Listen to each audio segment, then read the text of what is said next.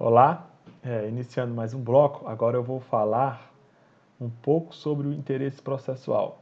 Lembrando, primeiro eu quero revisar, que o interesse processual é uma condição da ação, né, que a gente já estudou, a gente já viu, a gente já falou que as condições da ação são o interesse processual e a legitimidade. Aí a gente aprendeu que o interesse processual se divide em necessidade, utilidade e adequação. E a gente aprendeu que a legitimidade se divide em legitimidade ordinária e legitimidade extraordinária. E depois, em um outro momento anterior, a gente aprendeu que existem dois tipos de legitimidade. A legitimidade que é condição da ação, que é o que a gente já explicou, e a legitimidade que não é condição da ação, que na verdade é um pressuposto processual que pode ser corrigido, né? A legitimidade que é condição da ação não pode ser corrigida.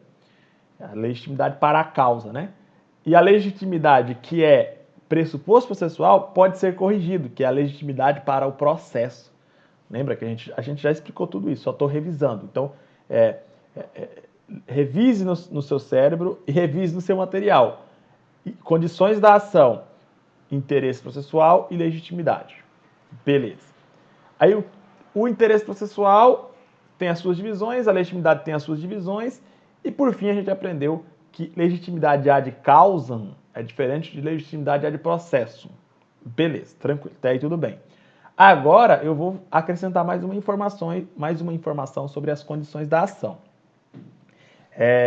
Você tem que saber que o interesse processual ele alcança não só a ação judicial, ele alcança a contestação que acontece dentro da ação e os recursos que acontecem dentro da ação também.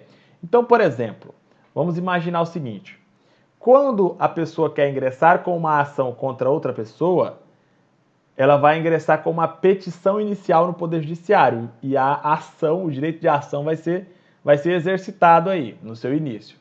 Então, a pessoa entra com uma petição inicial, o processo dá início, a ação se inicia, beleza. Aí o réu, ele vai ter um prazo para se defender que é de 15 dias, tá? O nome da defesa do réu é contestação. Lá o réu vai dizer, vai se defender, vai apresentar os seus argumentos e tudo mais para o juiz, tá bom? Aí beleza. Aí depois que o juiz analisar a petição inicial e depois analisar a contestação e analisar todas as provas que foram produzidas nos processos, o que o juiz vai fazer? O juiz vai proferir a sentença. Depois que o juiz proferir a sentença, o que as partes podem fazer? As partes podem interpor recurso contra a sentença do juiz. Em regra, é isso que acontece no processo judicial, tá? O autor pede, o réu se defende e o juiz decide. É assim que funciona mais ou menos. Grosso modo, é mais ou menos isso.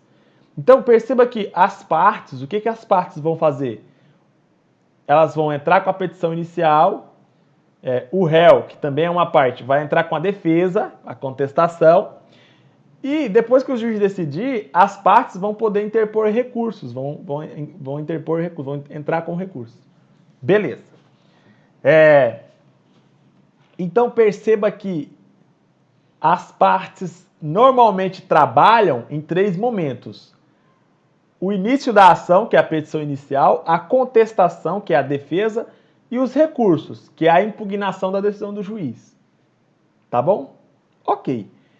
Agora, você tem que entender que o interesse processual, ele alcança tanto a petição inicial, que é o início da ação, quanto a contestação, quanto os recursos.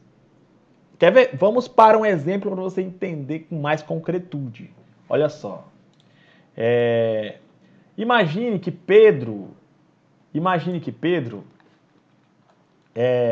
deve 10 mil reais para João. João ingressou com uma ação de cobrança contra Pedro. Até aí tudo bem. O João tem legitimidade aqui, né? O João e o Pedro têm legitimidade. A causa é Pedro deve 10 mil para João. Então, João ingressou com uma ação contra Pedro. Beleza. Aí, o que o Pedro fez? O Pedro né, Pedro foi citado e tudo mais, foi chamado para o processo.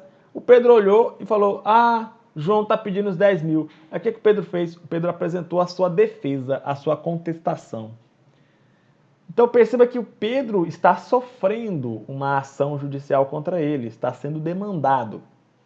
E aí Pedro pode se defender? Obviamente Pedro pode se defender. Princípio da ampla defesa do contraditório e do devido processo legal. Enfim, beleza. Aí, Pedro apresenta a sua contestação. Até aí tudo tranquilo. Agora, vamos imaginar uma outra situação, um outro exemplo. Imagine Gustavo e Carlos agora. Gustavo deve 10 mil reais para Carlos. Beleza. Aí o que acontece? Carlos ainda não teve tempo para ingressar com uma ação contra Gustavo.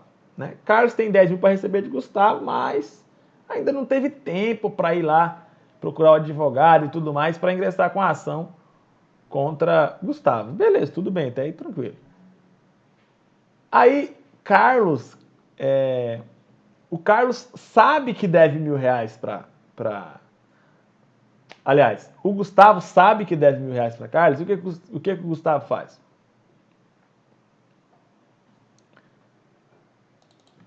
O que o Gustavo faz? O Gustavo vai e procura um advogado e aí o Gustavo entra com uma contestação lá no Poder Judiciário. Opa, calma aí.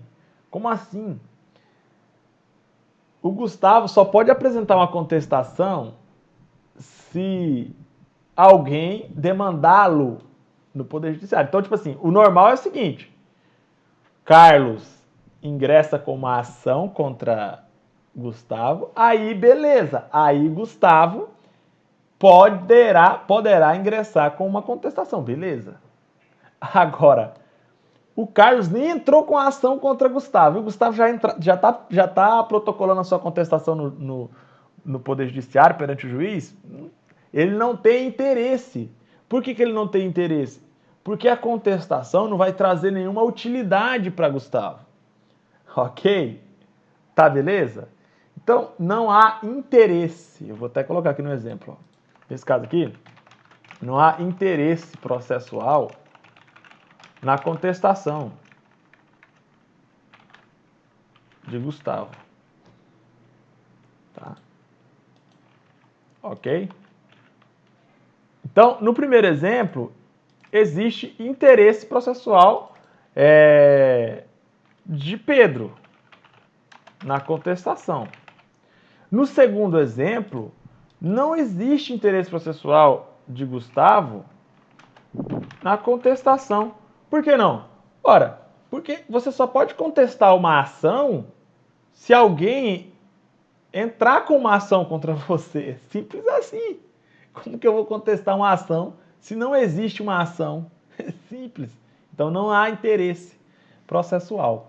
Tá bom? Então, assim, a CESP gosta de cobrar informações dessa magnitude, né, dizendo que o interesse processual ele deve ser observado nos recursos, certo ou errado? Certíssimo. O interesse processual deve ser observado na ação, certíssimo. O interesse processual deve ser observado na contestação, na defesa, certo ou errado? Certíssimo. Óbvio, tá muito certo. Tá bom? Então vamos fazer o seguinte, vamos responder uma questão da CESP para provar que a CESP cobra esse tipo de conhecimento. Tá bom? Vamos responder agora essa questão. É a questão número 17, eu acho 16, né? Vamos olhar aqui. Olha só. Questão... Não, aliás, é a questão 17, questão número 17. Vamos lá para a questão número 17.